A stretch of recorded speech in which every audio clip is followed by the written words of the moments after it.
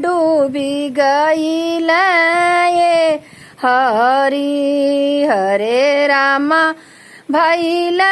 bridge में सोर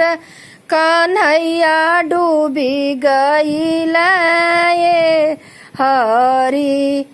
एक डूबी डूबल दूसर डूबी डूबल एक डूबी डूबल दूसर डूबी डूबल हरे रामा तीसर डूबिया डूबल नाग जी के पछवाए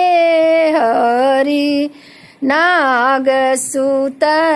नागिन बेनिया डोलाम नाग सूत नागिन बेनिया डोलाम हरे रामा पछवा उलटी जब चितव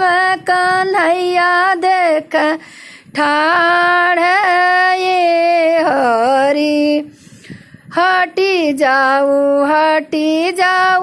गोकुल के कान्हा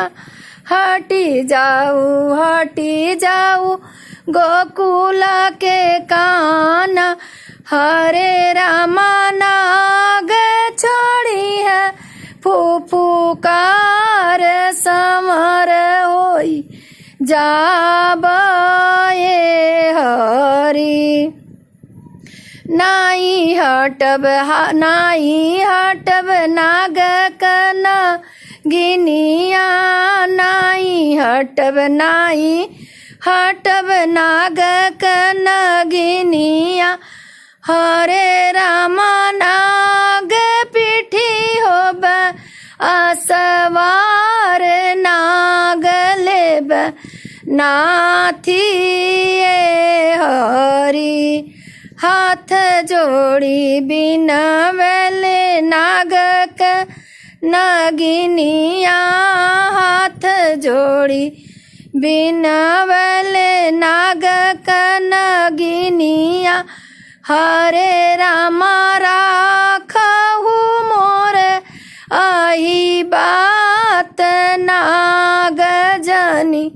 नाथ ये हरि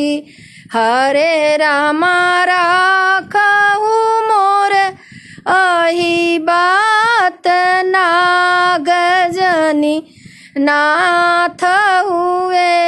हरि हरे रामा भइल